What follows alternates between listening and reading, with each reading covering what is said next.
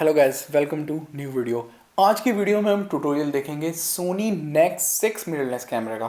तो मैं एक बार दिखा देता हूँ आपको कैसा दिखता है। ऊपर से कुछ ऐसा दिखता है, देख सकते हैं आप, नेक्स 6 लिखा हुआ है। एग्जैक्टली ये कैमरा सेम है जैसा कि सोनी A6000 होता है, और ये आपका एक मिररलेस कैमरा है। तो मिररलेस कैमरा होने की वजह से इसका ऑटो फोकस काफ़ी अच्छा है, वीडियो मेकिंग के लिए काफ़ी अच्छा ये कैमरा है। इसके ऊपर अभी 1650 वाला पावर जूम वाला आपका लेंस लगा हुआ है। तो गाइस, अगर चैनल पे फर्स्ट टाइम आए हैं तो चैनल को सब्सक्राइब कर लेना और बेल आइकन को ज़रूर प्रेस कर देना। यहाँ पे आपको सारे कैमरास के ट्यूटोरियल मिल जाएंगे, रिव्यूज़ मिल जाएंगे और फोटोग्राफी के सारे ट्यूटोरियल एंड टिप्स मिल जाएंगे। तो अब जल्दी से शुरू करते हैं वीडियो को। आप देख चुके हैं कुछ ऐसा दिखता है। SD कार्ड, इसका जो नीचे में यहाँ पे बैटरी पड़ती है उसी के अंदर आपका SD कार्ड पड़ता है। एक बार ऊपर से भी दिखा देता हूँ आपको। ये इसका मोड डायल है जहाँ से आप डिफरेंट आपके मोड्स को एक्टिवेट करते हैं, MSAP, ठीक है। उसके अलावा ये आपका फुली ऑटोमेटिक मोड है, ये आपका पैनोरामा वाला मोड हो गया। ये आपका शटर बटन हो गया। तो जब मैं वीडियो में बोलूँगा कि आप शटर दबाएं तो आप इस वाले बटन को दबाएंगे, ठीक है, और यहीं से आप कैमरे को ऑन करेंगे। तो कैमरे को जैसे ही हम ऑन करेंगे, ये वाला जो आपका लेंस है ये अपने आप खुद ब खुद बाहर की तरफ निकल आएगा। तो क्योंकि ये आपका एक पावर जूम वाला लेंस है, तो मैं एक बार आपको बता देता हूँ कि पावर जूम वाले लेंस को आप कैसे जूम करते हैं। तो पावर जूम वाले जो आपका जो लेंस होता है, इसमें यहाँ पे देखिए आपको ये पुश करने के लिए बटन मिला हुआ है। तो जब आप इसको ऐसे पुश करते हैं या इस डायरेक्शन में पुश करते हैं, तब आपका ये जो लेंस है ये जूम इन या जूम आउट होता है। तो मैं एक बार दिखा देता हूँ आपको। आप ये जो सामने स्क्रीन में देख सकते हैं, आपको गिटार जो सामने रखा है वो आपको इसमें दिख रहा है। तो अभी इसी लेंस को मैं उस वाले बटन को पुश करूँगा तो देखना आपका lens zoom in zoom out होगा। देखिए अब ये जूम हो गया। जब ऊपर की तरफ मैं इसको पुश कर रहा हूँ तो जूम हुआ, और अब मैं इसी को नीचे की तरफ करूँगा तो देखिए जूम आउट हो गया। तो अभी 16 की फोकल लेंथ पे आ गया। तो ये वाला जो आपका जो लेंस है बेसिकली पावर से चलता है। जो आपके नॉर्मल जूम लेंस है उसको तो आप ऐसे हाथ से ऐसे रोटेट करके जूम इन जूम आउट कर लेते हैं, लेकिन ये वाला जो लेंस है ये पावर से ही चलता है। तो जब आपका कैमरा ऑन नहीं है तो ये वाला लेंस आपका जूम इन जूम आउट नहीं करेगा, क्योंकि ये आपका मिररलेस कैमरा है। तो इवन इसका जो ये EVF है, इलेक्ट्रॉनिक व्यू फाइंडर, इसमें भी आपको कुछ भी नहीं दिखाई पड़ेगा अगर आपका कैमरा ऑफ है तो ये तो हो गया बेसिक सी चीज़ है इस कैमरा में, किस तरीके से आपको जूम इन करना है, कैसे ये सब चीज़ें करनी है, ठीक है। उसके अलावा एक चीज़ और बता देता हूँ, जो इसका फ्लैश है वो आपका इस वाले बटन से, ये जो आपको दिख रहा है ये वाला बटन, इसको दबाएंगे तो ओपन होगा। मैं एक बार इसको दबाता हूँ तो आप देखिए ये जो फ्लैश है वो ऐसे ओपन होगा। और इसका जो फ्लैश है ये काफ़ी फ्लेक्सिबल है, आप इसको किसी भी डायरेक्शन में रोटेट कर सकते हैं। तो हम जल्दी से वीडियो शुरू करते हैं। तो सबसे पहले हम बात करेंगे, अगर आप इस कैमरा से फ़ोटोग्राफी करना चाहते हैं तो कैसे आप डिफरेंट ऑप्शंस को चेंज करें, कैसे आप शटर स्पीड सेट करें, कैसे अपर्चर को सेट करें, कैसे ISO को सेट करें, कैसे फोकसिंग वगैरह करें, सारी चीज़ें मैं आपको बताता हूँ। तो सबसे पहले अगर आप फोटोग्राफी करना चाहते हैं तो मैं रिकमेंड करूँगा या तो आप M मोड यानी फुली मैनुअल मोड यूज़ करें। फुली मैनुअल मोड में आप अपर्चर और शटर स्पीड दोनों को सेट करते हो, या फिर S मोड, S यानी शटर प्रायोरिटी मोड, इसको भी आप यूज़ कर सकते हैं। इस वाले मोड में आप शटर स्पीड को सेट करते हैं और कैमरा अपर्चर अपने आप डिसाइड करता है। या फिर A मोड यानी अपर्चर प्रायोरिटी मोड, इस केस में आप अपर्चर को सेट करते हो और कैमरा खुद ब खुद डिसाइड करता है कि क्या उसको शटर स्पीड रखनी है। तो हम जाते हैं M मोड में सबसे पहले। तो M मोड में हमें शटर स्पीड और अपर्चर दोनों को सेट करना होगा। तो आप देख सकते हैं कि हमें काफ़ी ज़्यादा डार्क इमेज मिल रही है। तो ये डार्क इमेज इस वजह से मिल रही है कि एक तो ये F की वैल्यू बहुत ज़्यादा है, तो हमें इसको कम करना होगा, ठीक है। तो ये जो आपका यहाँ पे ये मोड डायल है, इसके नीचे एक और डायल है, देखो ये डायल, ठीक है। तो जब हम इस वाले डायल को घुमाएंगे तो इससे हमारी अपर्चर की वैल्यू चेंज हो रही है। आप देखो 3.5 हो गई हमारी अपर्चर की वैल्यू, ठीक है। फिर हमें एक डायल यहाँ पे भी मिल जाता है, ये देखो, ये वाला जो डायल है हमारा, ये हमारा शटर स्पीड को कंट्रोल करता है। तो अभी मैं 1650 वाला लेंस यूज़ कर रहा हूँ, तो मैं इसकी शटर स्पीड कम से कम रखूँगा 1/50, ठीक है। एपर्चर को मैंने 3.5 कर दिया है, लेकिन उसके बावजूद भी आप देख सकते हैं कि कितनी डार्क हमें इमेज मिल रही है। और वो इस वजह से मिल रही है कि यहाँ पे आप देखिए ISO की वैल्यू 100 है और 100 बहुत कम है। अभी मैं घर में शूट कर रहा हूँ तो ISO की वैल्यू थोड़ी ज़्यादा होनी चाहिए। तो ISO की वैल्यू हमें चेंज करनी है तो उसके लिए ये बटन मिलता है हमें, ठीक है। मैंने ये दबाया तो या तो मैं ISO को ऐसे ऐसे रोटेट करके भी कर सकता हूँ या ऐसे ऊपर नीचे भी जा सकता हूँ, या तो मैं कोई एक फिक्स वैल्यू कर दूँ, जैसे कि 3200 पे मेरे को काफ़ी सही एक्सपोजर मिल रहा है, ठीक है। तो आप ISO की वैल्यू 3200 पे इस केस में डाल सकते हैं। तो 3200 पे आप देख सकते हैं हमें काफ़ी अच्छा एक्सपोजर मिल रहा है। ये जो हमारा गिटार है एकदम प्रॉपरली एक्सपोज दिखाई पड़ रहा है। तो मैंने ये चीज़ें सेट कर दी। अब इस कैमरे में एक ड्रॉबैक ये है कि जब आप फुली मैनुअल मोड में हैं तब आप ऑटो ISO को चूज़ नहीं कर सकते। ऑटो ISO को आप चूज़ करना चाहते हैं तो आपको या तो S मोड में यानी शटर प्रायोरिटी या फिर आपको A मोड में होना पड़ेगा, तभी आपको ऑटो ISO को चूज़ करने देगा। कोई बात नहीं, हमने ISO को इसमें सेट कर दिया। अब आप देख सकते हैं ये फोकसिंग स्क्वायर यहाँ पे हमें दिखाई दे रहा है। तो फोकस स्क्वायर को आपको अगर मूव करना है तो आपको ये वाला जो नीचे में बटन है इसको एक दफ़ा ऐसे दबाना होगा। फिर आप देख सकते हैं ऐसे आप जिस जगह पे फोकस करना चाहते हैं इस स्क्वायर को आप लेके जा सकते हैं। तो अभी देखिए मैंने इसको एग्जैक्टली जहाँ पे मेरा गिटार है वहाँ पे मैंने इसको सेट कर दिया है, ठीक है। तो अब मैं ये जो आगे में ये जो शटर बटन है इसको दबाऊँगा तो देखिए बहुत ग्रीन हो गया, यानी कि फोकस इसको मिल गया और मैंने क्लिक किया और मेरा फ़ोटो बेहतरीन तरीके से क्लिक हो गया। अब मेरे को वापस से वो इमेज को देखना है तो ये वाला बटन मैं दबा सकता हूँ। तो स्क्रीन पे देखिए मेरी इमेज आ गई और काफ़ी अच्छी इमेज मेरी आई है। तो काफ़ी इजी है। अगर आप इसको फुली ऑटोमेटिक फोकस मोड में डालना चाहें तो वो भी आप डाल सकते हैं। वो सब चीज़ें आपको सेटिंग्स के अंदर से जाके करनी होगी, तो उसको मैं आपको थोड़ी देर बाद में बताऊंगा। अब हम आ जाते हैं दूसरे वाले ऑप्शन पे जो कि है हमारा S मोड यानी शटर प्रायोरिटी मोड। तो कैमरे को मैंने S मोड में डाला, ठीक है। तो जैसे कि मैंने आपको बताया था S मोड में आप शटर स्पीड को सेट करते हैं और एपर्चर की वैल्यू को आपका कैमरा खुद ब खुद डिसाइड करता है।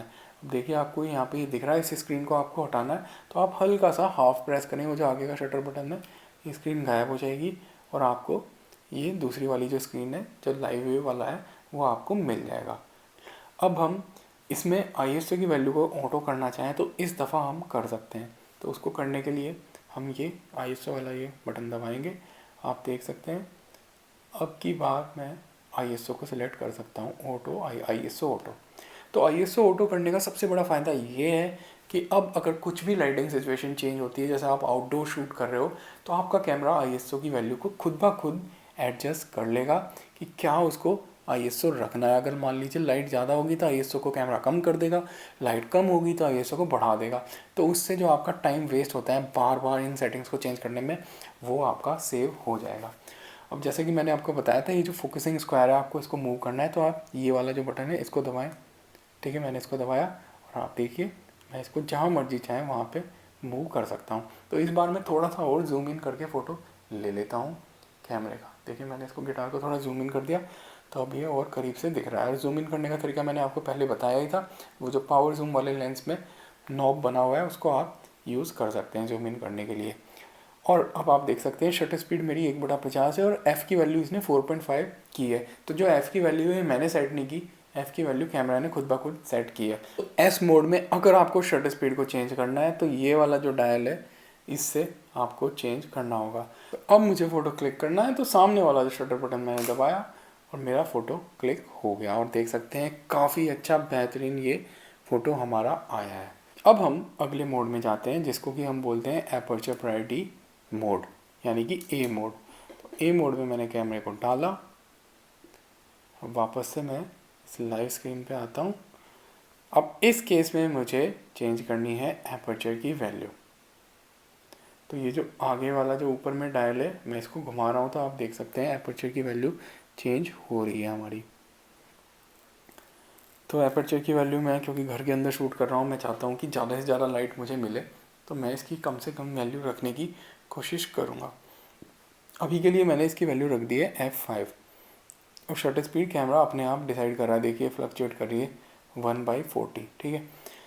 और अब मैं इस फोकस पॉइंट को मूव करता हूँ, यहाँ पे मैंने इसको मूव किया और मैंने फ़ोटो को लॉक किया। आप देख सकते हैं काफ़ी बेहतरीन मुझे फ़ोटो मिल गया है। इस केस में भी जो ISO है वो हमारा ऑटो था। तो काफ़ी इजी टू यूज़ कैमरा है, कोई भी आपको दिक्कत नहीं होती, बहुत ही ईजिली आप इससे फ़ोटोग्राफी कर सकते हैं। अब हम आ जाते हैं वीडियोग्राफी की तरफ। अगर आप इससे वीडियो बनाना चाहते हैं तो कैसे बनाएं?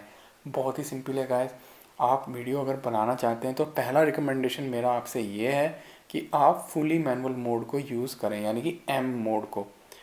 M मोड में आप कैमरे को डाल दें, क्योंकि M मोड में आप कैमरे को डालोगे तो आप शटर स्पीड, एपर्चर, इन दोनों की वैल्यू को चेंज कर सकते हो। आपके पास पूरा कंट्रोल रहेगा कि आपके कैमरे में कितनी डेप्थ ऑफ फील्ड है, कितना बैकग्राउंड ब्लर है, किस शटर स्पीड में आप शूट कर रहे हो। आप इसको डाल दोगे, ठीक है। हमने इसको डाल दिया तो जैसा हमने पहले बताया था कि आपकी जो शटर स्पीड है वो इस वाले डायल से चेंज होगी। तो अगर आप इंडिया पाकिस्तान में हो या यूरोप में हो, 1/50 की शटर स्पीड रखो या फिर 1/100 या 1/200, मतलब कि 1/50 के मल्टीपल में रखो, क्योंकि हमारे यहाँ पे मुल्कों में अगर आप इंडोर लाइटिंग सिचुएशन में शूट कर रहे हो तो आपकी जितनी भी लाइट है वो 50 हर्ट्ज़ की फ्रिक्वेंसी पे चलती हैं। तो अगर आप कोई और शटर स्पीड रखोगे जैसे 1/30 या 1/60, तो आपकी वीडियो में वो फ्लिकर इफेक्ट आएगा। तो अगर आप चाहते हैं वो फ्लिकर इफेक्ट ना आए तो आप 1/50 की या 1/100 की शटर स्पीड रखें। अब एपर्चर को चेंज करना है तो हम इस वाले डायल से कर सकते हैं। तो मैंने 4.5 का एपर्चर रख दिया। तो आप देख सकते हैं अभी भी कितनी डार्क इमेज आ रही है। वो इसलिए आ रही है कि ISO हमारा 100 है। तो अब हमें ISO को बढ़ाना होगा ताकि हमें एक सही एक्सपोजर मिल जाए। और जैसा कि मैंने बताया था, फुली मैनुअल मोड में आपको ऑटो ISO नहीं मिलता। तो आप देखिए जैसे जैसे मैं इसको बढ़ा रहा हूँ तो मुझे सही एक्सपोजर मिल रहा है। तो 3200 पे मेरे को एकदम करेक्ट एक्सपोजर मिल रहा है गाइस। तो अब हमें करना क्या है, वीडियो रिकॉर्डिंग स्टार्ट करनी है। तो उसके लिए आप देखिए यहाँ पे साइड में एक रेड कलर का बटन है।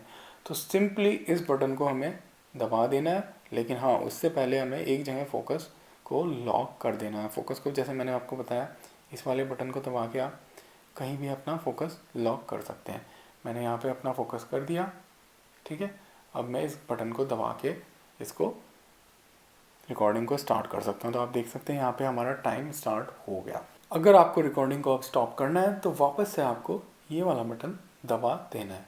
तो हमने इस बटन को दबा दिया और हमारी रिकॉर्डिंग स्टॉप होगी और फाइल हमारी सेव हो जाएगी। इस कैमरे में आप अलग से माइक नहीं लगा सकते हैं, तो ये एक थोड़ा सा ड्रॉबैक आपको इस कैमरे में मिल जाता है। हालांकि बहुत ही अच्छा कैमरा है वीडियो मेकिंग के लिए भी, क्योंकि इसमें आपको वाईफाई भी मिल जाता है। तो आप इस स्मार्टफोन से कनेक्ट करके अपने कैमरा को ऑपरेट कर सकते हैं। आपके कैमरे को क्या दिख रहा है आप अपने मोबाइल की स्क्रीन पे देख सकते हैं। तो काफ़ी अच्छी फीचर है ये। अब मैं इसके मेनूज़ में जाके आपको सारे ऑप्शंस बता देता हूँ, कौन कौन सी इंपॉर्टेंट सेटिंग्स है जो आपको चेंज करनी होगी।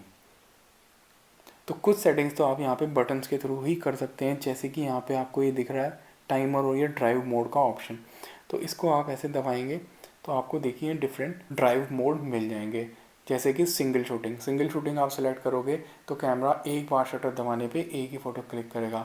इस केस में कंटिन्यूस मोड में ये शूट करेगा, 10 फ्रेम पर सेकंड में ये कैमरा शूट कर सकता है। तो जब तक आप शटर दबाए रखेंगे 1 सेकंड में 10 फ़ोटो ले देगा। ये आपका आ गया स्पीड प्रायोरिटी कंटिन्यूस, ठीक है। तो आप जब तक इसको दबाए रहेंगे तो बहुत ही फास्ट ये कंटिन्यूस शूटिंग करेगा। यहाँ पे आपको मिल जाता है सेल्फ टाइमर 10 सेकंड का। इस वाले सेल्फ टाइमर में ये आपका 10 सेकंड का होगा, लेकिन ये 3 फ़ोटो आपका लेगा। यहाँ पे आपको मिल जाता है ब्रैकेटिंग, तो ये 3 फ़ोटो लेगा, जिसमें कि एक्सपोजर में 0.3 स्टॉप्स का डिफरेंस होगा। तो एक फ़ोटो 0.3 स्टॉप ज़्यादा ब्राइट होगा, एक थोड़ा सा कम होगा, एक बिल्कुल सेंटर में होगा। अगर आप कोई अलग से रिमोट यूज़ कर रहे हैं अपने कैमरा को ऑपरेट करने के लिए तो तब आप इस ऑप्शन को चूज़ करें। मैं मोस्ट ऑफ द सिचुएशन में सिंगल शूटिंग यूज़ करता हूँ, क्योंकि मैं इतना फास्ट एक्शन को शूट नहीं करता। फिर इसके अलावा ISO को तो मैं आपको बता चुका हूँ, इस वाले बटन से हम चेंज कर सकते हैं। और ये जो नीचे वाला बटन है ये बेसिकली आपका एक्सपोजर कॉम्पनसेशन का है, लेकिन ये ऑप्शन आपको PA और S मोड में ही मिलता है, एपर्चर प्रायोरिटी मोड या शटर प्रायोरिटी मोड में। एक बार कैमरे को डालता हूँ S मोड में और आपको दिखा देता हूँ कि ये आप कैसे चेंज करते हैं एक्सपोजर कॉम्पनसेशन। तो हम इस वाले बटन को दबाएंगे। अब देखिए मैं इसको चेंज कर सकता हूँ। तो एक्सपोजर कॉम्पनसेशन बेसिकली होता ये है कि अगर आपकी इमेज थोड़ी सी ज़्यादा डार्क या ब्राइट आ रही है तो आप उसको एडजस्ट कर सकते हैं। जैसे कि अगर आपकी इमेज ज़्यादा डार्क आ रही है तो आप इसे पॉजिटिव की तरफ ले जाएं, जैसे +1 +2, ठीक है।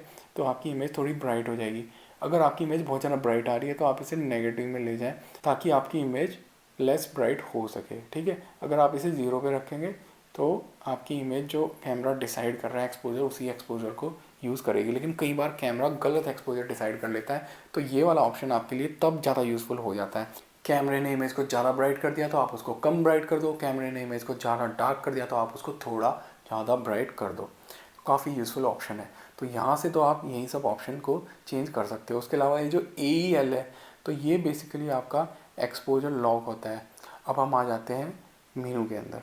तो मेनू में जाने के लिए आपको ये वाला बटन दबाना होगा, ठीक है। इस पर लिखा नहीं हुआ है मेनू, तो कई बार लोग कंफ्यूज हो जाते हैं कि यार कौन से वाले बटन से मेनू मुझे खोलना होगा। तो ये बटन है AEL के नीचे, इस बटन को दबाएंगे तो आपको यहाँ का सोनी का मेनू सिस्टम मिल जाएगा। तो काफ़ी सिंपल सा इसका मेनू सिस्टम है, इसमें ज़्यादा ऑप्शंस हैं नहीं। तो सबसे पहला वाला जो ऑप्शन है वो है कैमरा का। तो आपकी जो फोटोग्राफी से रिलेटेड जो मेनूज़ वगैरह हैं वो सब इसी में है। तो इसको हमने क्लिक किया तो इसमें सबसे ज़्यादा इम्पोर्टेंट जो ऑप्शन है वो ड्राइव मोड का मैंने आपको बता दिया। ड्राइव मोड आप इस तरीके से यहाँ से भी चेंज कर सकते हो मेनू के अंदर से जाके, ठीक है। वापस से मेनू में गया कैमरे के अंदर, ठीक है। फिर आपका आ जाता है फ्लैश मोड।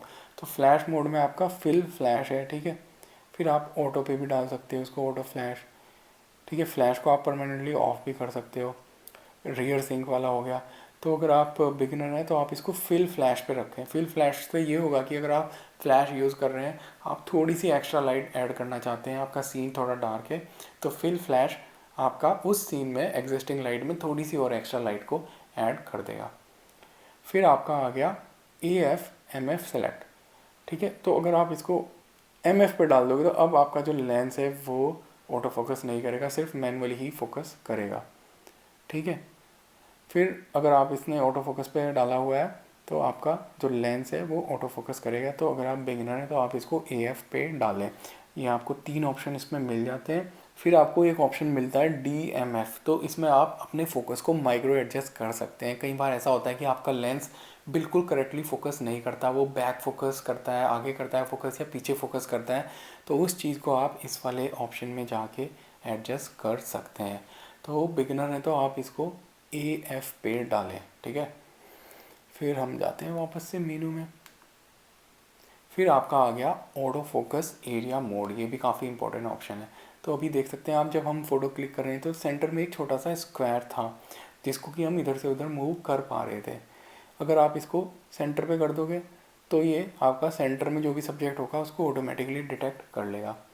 अगर आप इसको मल्टी कर लोगे तो ये आपका काफ़ी पूरे के पूरे जो फ्रेम है उसको कवर करेगा। तो उस फ्रेम के अंदर कोई भी ऑब्जेक्ट होगी तो कैमरा उसको इंटेलिजेंटली डिटेक्ट करके फोकस करेगा, ठीक है। और ये जो फ्लेक्सिबल वाला है ये तो आप देख ही चुके हैं। तो अगर आप खुद ही पिक करना चाहते हैं कि आपकी इस पूरी फ्रेम में कहाँ पे एग्जैक्टली फोकस हो तो आप फ्लेक्सिबल वाले को रखें, ठीक है। अगर आपको पता है कि हमेशा सेंटर में ही मेरा सब्जेक्ट होना है तो आप सेंटर को चूज़ कर लें। और अगर आप मल्टी को चूज़ करते हैं ये तब यूज़फुल होगा कि आपके फ्रेम में काफ़ी सारे एलिमेंट्स हैं, आप चाहते हैं कि कैमरा खुद ही डिसाइड कर ले। हो सकता है आपका जो मेन फोकस होना है वो इस कोने में हो या इस कोने में हो, तो तब आप मल्टी को डिसाइड कर लें। लेकिन अगर आप बेहतर फोटोग्राफी करना चाहते हैं, खुद ही सब कुछ कंट्रोल करना चाहते हैं, तो आप फ्लेक्सिबल स्पॉट AF को सिलेक्ट करो। ये आपके लिए बेस्ट रहेगा। देखिए आप इधर से उधर जहाँ मर्जी चाहें इसको मूव कर सकते हैं जहाँ भी आपको फोकसिंग करनी है। अब हमारा आ जाता है ऑटो फोकस मोड। तो ऑटो फोकस मोड आपका हो गया AFS यानी सिंगल शॉट AF।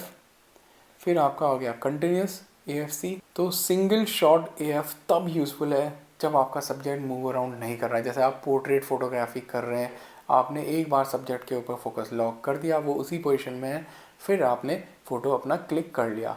दूसरे वाला जो आपका कंटिन्यूस AF है वो तब यूज़फुल है जैसे मान लीजिए आपका सब्जेक्ट मूविंग है, कोई भाग रहा है, आपने उसके ऊपर फोकस लॉक किया और वो भागता रहेगा, लेकिन आपका कैमरा कंटिन्यूसली जिस पोजीशन में वो आया है उसको ट्रैक करके वहाँ पे फोकस को मूव कर देगा। तो ट्रैकिंग के लिए ये काफ़ी अच्छा ऑप्शन रहेगा। तो अगर आपका सब्जेक्ट मूव अराउंड नहीं कर रहा है तो आप AFS वाले ऑप्शन को यूज़ करें। अगर आपके सब्जेक्ट बहुत ज़्यादा मूव अराउंड कर रहे हैं तो आप AFC वाले ऑप्शन को यूज़ करें। मैं जो शूटिंग करता हूँ मोस्टली उसमें सब्जेक्ट इतना मूव नहीं करते तो मैं AFS वाले मोड को रिकमेंड करूँगा। जैसे पोर्ट्रेट फ़ोटो ले रहे हो आप, किसी इंसान की फ़ोटो ले रहे हो तो इंसान एक ही जगह खड़ा रहेगा, मूव अराउंड नहीं करेगा, तो आप AFS वाले ऑप्शन को चूज़ कर सकते हैं। फिर आपका ये जो हो गया ऑब्जेक्ट ट्रैकिंग, अगर आप इसको ऑन कर दोगे तो जो भी सबसे ज़्यादा नियरेस्ट ऑब्जेक्ट होगी स्क्रीन के जो कैमरा के लेंस के सामने, तो आपका कैमरा उसको ऑटोमेटिकली ट्रैक करके डिटेक्ट कर लेगा। फिर ये आपका स्माइल शटर ऑन हो गया, अगर आप कोई स्माइल कर रहा है तो वो कैमरा अपने आप डिटेक्ट कर ले। तो ये सब इतने भी इम्पोर्टेंट ऑप्शन नहीं है, जो इम्पोर्टेंट ऑप्शन थे वो मैंने आपको बता दिया।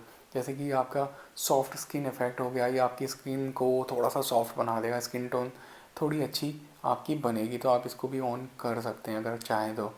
पर्सनली मैं इनको इतना यूज़ नहीं करता क्योंकि मेरे को थोड़े नेचुरल फ़ोटो चाहिए होते हैं। तो इस वाले मेनू में ये वाले ऑप्शन सबसे ज़्यादा इम्पॉर्टेंट थे। अब हम आ जाते हैं अगले मेनू में, इमेज का साइज़। तो यहाँ पे इमेज का जो साइज़ है आप देखिए, आप हमेशा इसको लार्ज रखें, L16M। तो इसमें आपको मैक्सिमम क्वालिटी का मतलब पूरा का पूरा 16 मेगापिक्सल का फ़ोटो मिलेगा। अगर आप इसको M में कर देंगे, मीडियम में, तो आपको कम क्वालिटी का फ़ोटो मिलेगा, यानी कि 8 मेगापिक्सल का। तो हमें मैक्सिमम क्वालिटी का फ़ोटो चाहिए, तो हम इसको मैक्सिमम यानी L पे सेलेक्ट करेंगे। अब हमें 16 मेगापिक्सल का फ़ोटो मिलेगा। जो आस्पेक्ट रेशो है हम उसको 3/2 का रखेंगे, वो आपका स्टैंडर्ड आस्पेक्ट रेशो है फोटोग्राफी के लिए। फिर आपकी जो क्वालिटी होगी यहाँ पे आप डिसाइड कर सकते हैं कि आपको JPEG में फ़ोटो चाहिए या आपको RAW में फ़ोटो चाहिए या आपको दोनों में चाहिए। तो अगर आप फाइन पे रखेंगे तो मैक्सिमम क्वालिटी का JPEG वाला आपको फ़ोटो मिलेगा, ठीक है। अगर आप इस वाले पे रखेंगे तो इसमें आपको RAW में भी मिलेगा फ़ोटो और JPEG में भी मिलेगा, ठीक है। अगर आप पहले वाले पे कर दोगे तो सिर्फ और सिर्फ आपको RAW में फ़ोटो मिलेगा। तो अगर आप मेरा रिकमेंडेशन माने, अगर आप बिगिनर हैं, आपको रॉ फोटो को प्रोसेस करना नहीं आता, तो तब आप इस वाले ऑप्शन को फाइन को सेलेक्ट कर लें। अगर आप एक प्रोफेशनल हैं, आपको बहुत ही अच्छे फ़ोटो चाहिए, तो तब आप या तो रॉ को सेलेक्ट करें या आप रॉ प्लस JPEG को सेलेक्ट करें। तो उससे ये होगा कि रॉ फोटो में आपकी ज़्यादा डिटेल होते हैं, तो आप उसको एडिट करके शेडोज़, हाईलाइट्स, वाइट बैलेंस, ये सारी की सारी चीज़ों को बहुत अच्छे से फिक्स कर सकते हैं। फिर आपका वीडियो की सेटिंग्स आ गई। तो वीडियो की सेटिंग में आपको इसको हमेशा AVCHD वाले फॉर्मेट में सेलेक्ट करना है। अगर आप इसको MP4 में सेलेक्ट करेंगे तो होगा क्या कि जो आपका जो कैमरा है वो उसको रेजोल्यूशन को कम कर देगा। MP4 में ये कैमरा सिर्फ 720p की वीडियो रिकॉर्ड करता है। अगर आपको फुल HD हाईएस्ट क्वालिटी की वीडियो चाहिए तो आप AVCHD वाले फॉर्मेट को ही सेलेक्ट करें। ये सोनी का अपना स्टैंडर्ड फॉर्मेट है, सोनी इसी वाले फॉर्मेट को यूज़ करता है वीडियो रिकॉर्डिंग के लिए, इसी में आपको मैक्सिमम क्वालिटी मिलती है। अब आपकी रिकॉर्डिंग की क्वालिटी आ गई, रिकॉर्ड सेटिंग। तो इसमें आपको डिफरेंट ऑप्शन मिल जाते हैं, तो आपको सेकंड वाला ऑप्शन चूज़ करना है, 50i/fh, ठीक है। तो इसमें आपको 50 फ्रेम पर सेकेंड यानी मैक्सिमम क्वालिटी की वीडियो मिलेगी। अगर आपने इसको कम कर दिया, जैसे 25 पे कर दिया, तो आपको कम फ्रेम पर सेकेंड वाली वीडियो मिलेगी, तो उसमें आपको कम शार्पनेस मिलेगी। तो आपको सेकंड ऑप्शन चूज़ करना है। पहले वाला ऑप्शन आपका ब्लू रे डिस्क वगैरह के लिए, तो उसको आप चूज़ ना करें FX वाले को, आपको FH, ठीक है, 50i/17M FH, ये वाला ऑप्शन ही आपको चूज़ करना है। तो इस वाले मेनू में यही सब इंटरेस्टिंग ऑप्शंस थे। फिर हमारा आ जाता है अगला ब्राइटनेस एंड कलर वाला, ये भी काफ़ी इंपॉर्टेंट मेनू है, ठीक है। इसके अंदर आपको ISO मिल जाता है, ISO को आप यहाँ से भी एडजस्ट कर सकते हैं। एक्सपोजर कॉम्पनसेशन आपको इसमें मिल जाता है, तो एक्सपोजर कॉम्पनसेशन को आप यहाँ से भी कम ज़्यादा कर सकते हैं। उसका मैंने बताया था आपको, इस वाले बटन से भी आप एक्सपोजर कॉम्पनसेशन को एडजस्ट कर सकते हैं। फिर आपका काफ़ी इंपॉर्टेंट ऑप्शन आ जाता है वाइट बैलेंस। तो वाइट बैलेंस आपका चीज़ों को वाइट रखने की कोशिश करता है, वाइट चीज़ों को वाइट रखने की। तो अगर आप इसको AWB पे डाल दें यानी ऑटो वाइट बैलेंस पे, तो वो भी काफ़ी अच्छा ऑप्शन रहेगा। कैमरा खुद से डिसाइड कर लेगा कैसी लाइटिंग सिचुएशन है और उसके हिसाब से करेक्ट वाइट बैलेंस को एडजस्ट करने की कोशिश करेगा। तो बिगिनर हो तो इसको AWB पे डाल दो, लेकिन अगर आप थोड़े एडवांस हो, आपको पता है लाइटिंग सिचुएशन कैसे चेंज हो रही है, तो आप ये डिफरेंट जो प्रीसेट्स हैं इनको भी यूज़ कर सकते हैं। जैसे कि अगर आप डे लाइट में, सनलाइट में शूट कर रहे हो तो आप ये वाला ऑप्शन यूज़ कर सकते हो, ठीक है। आप शेड में यानी छाँव में शूट कर रहे हो तो आप इस वाले को चूज़ कर सकते हो। बादल में शूट कर रहे हो तो आप इसको, क्लाउड को कर सकते हो। आप येलो लाइट में शूट कर रहे हो, जैसे कि अभी मैं येलो लाइट में शूट कर रहा हूँ, तो आप इस वाले को शूट कर सकते हो। आप अगर वाइट कलर की ट्यूब लाइट है आपकी, फ्लोरेसेंट लाइट, उसमें शूट कर रहे हो तो आप इसको चूज़ कर सकते हो। तो ऐसे ही आपको डिफरेंट प्रीसेट्स मिल जाते हैं। उसके अलावा आप अपना खुद का भी इसमें प्रीसेट डाल सकते हैं। ये वाला आपका फ्लैश के लिए हो गया कि अगर आप फ्लैश यूज़ कर रहे हो। यहाँ पे जो आपको लास्ट में ऑप्शन मिल रहा है केल्विन का, तो यहाँ पे आप अपना खुद का नेक्स्ट वाले ऑप्शन में यहाँ पे आप अपना खुद का कस्टम केल्विन वैल्यू यानी टेम्परेचर वैल्यू भी डाल सकते हैं कि आपको पता है कि मुझे 2700 केल्विन पे शूट करना है या 3500 केल्विन पे, तो उसे डाल के भी आप शूट कर सकते हो। तो ये सारे ऑप्शन आप यूज़ कर सकते हो। लेकिन अगर आप बिगिनर है तो इसको AWB पे डाल दें, आपका काम काफ़ी आसान हो जाएगा। फिर आपका आ जाता है मीटरिंग मोड। ये भी काफ़ी इंपॉर्टेंट है। मीटरिंग बेसिकली होता ये है कि ये जो आपके डिफरेंट मीटरिंग ऑप्शन होते हैं, तो आपका कैमरा जो आपके सीन में अवेलेबल लाइटिंग होती है उनको देख के डिसाइड करता है कि क्या उसको करेक्ट एक्सपोजर रखना है।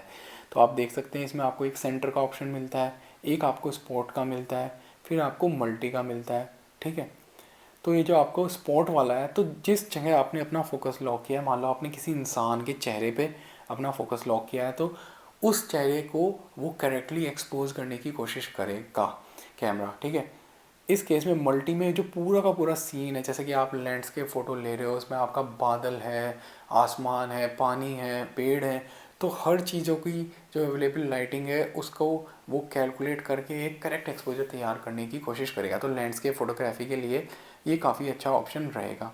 ठीक है, सेंटर वाला जो है, आपके सेंटर में जो मेन सब्जेक्ट है उसमें जो लाइट पड़ रही है उसको देख के करेक्ट एक्सपोजर तैयार करने की कोशिश करेगा।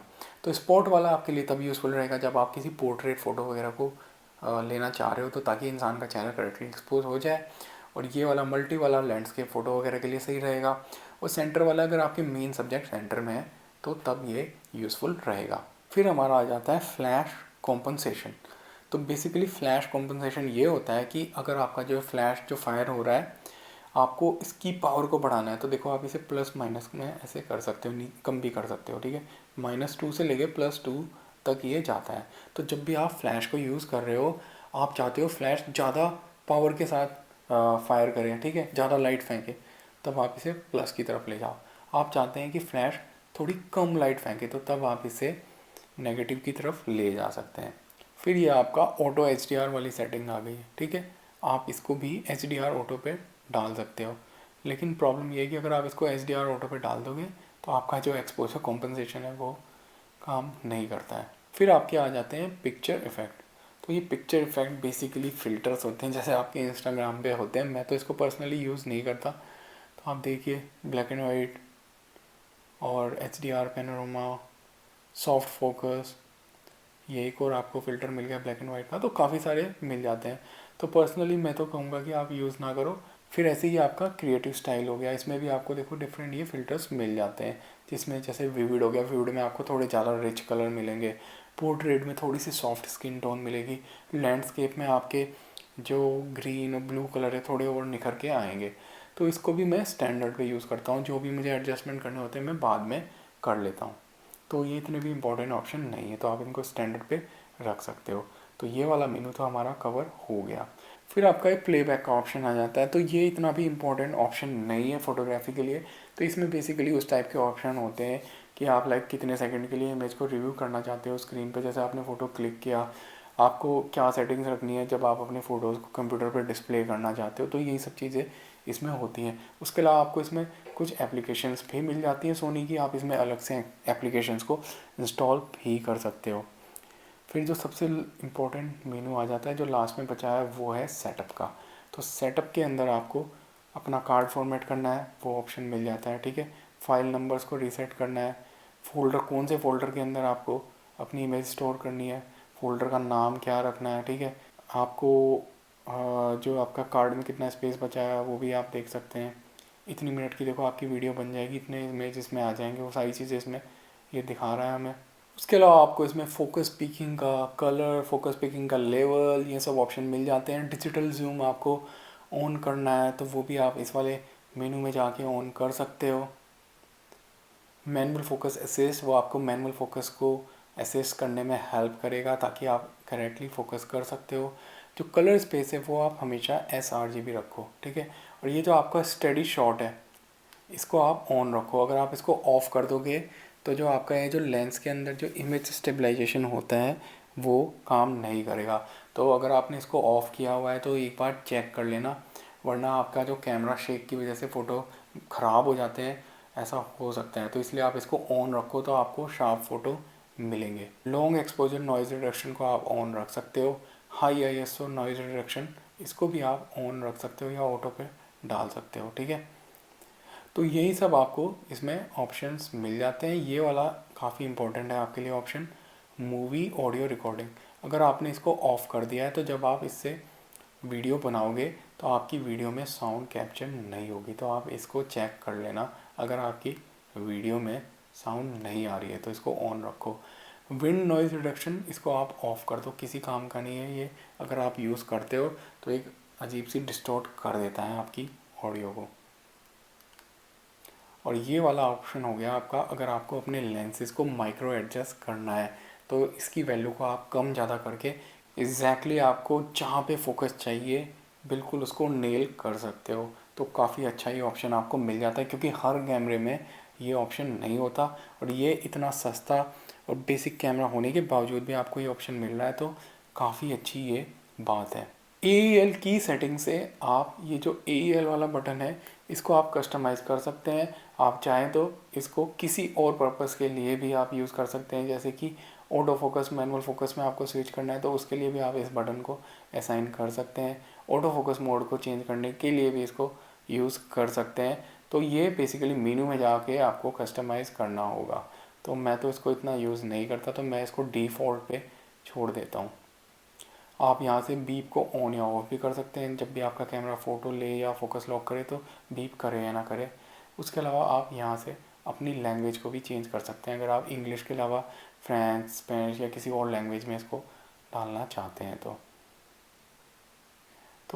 पावर सेविंग का ऑप्शन भी आपको मिलता है। अगर आप इसको मैक्स कर देंगे तो कैमरा अपने आप कुछ टाइम के बाद, अगर आपने यूज़ नहीं किया तो स्क्रीन वगैरह ऑफ हो जाएगी, ताकि ये आपकी बैटरी को सेव कर सके। यहाँ पे भी देखिए पावर सेविंग स्टार्ट टाइम, तो आपने इसको 1 मिनट का किया हुआ है तो 1 मिनट के बाद इसकी पावर सेविंग स्टार्ट हो जाएगी। तो ये भी काफ़ी अच्छा ऑप्शन है। जो LCD की ब्राइटनेस है इसको भी आप एडजस्ट कर सकते हो यहाँ से। व्यू फाइंडर की जो ब्राइटनेस है इसको भी आप कम ज़्यादा कर सकते हो। ऑटो पे डाल दोगे तो खुद ही वो डिस्प्ले करेगा। और ये जो आपकी स्क्रीन में जो कलर्स वगैरह दिख रहे हैं इसको भी आप चेंज कर सकते हो, जैसे कि आप इसको पूरा ब्लू कर दो, ठीक है, या पिंक कर दो या ब्लैक कर दो। तो ये आपको डिफरेंट ऑप्शंस मिलते हैं। तो जैसे अभी मैंने इसको ब्लैक किया तो मोबाइल पे तो थोड़ा सा ब्लूइश ही दिख रहा है, बट वाइट वाइट मैंने इसको अभी किया है लेकिन मोबाइल पे थोड़ा सा ब्लूइश दिख रहा है, हल्की सी टिंट है इसमें। आपके पास ये कैमरा है या नेक्स्ट 7 कैमरा है तो आप बेशक बहुत ही बेहतरीन तरीके से फ़ोटोग्राफी करना सीख जाएंगे और वीडियो बनाना भी सीख जाएंगे। जो भी मेन सेटिंग है सारी चीज़ें मैंने कवर कर दी है, सारी सेटिंग्स आपको चेंज करनी ईजिली आ जाएगी।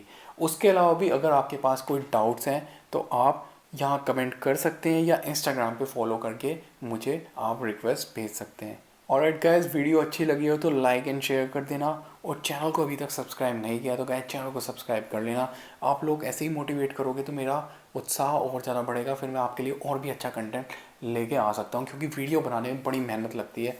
तो अगर आपने देखी है वीडियो तो यार ज़रूर इसको शेयर करना और चैनल को सब्सक्राइब करना। आप लोग सपोर्ट करोगे तो हम इस चैनल को और ज़्यादा ग्रो कर सकते हैं।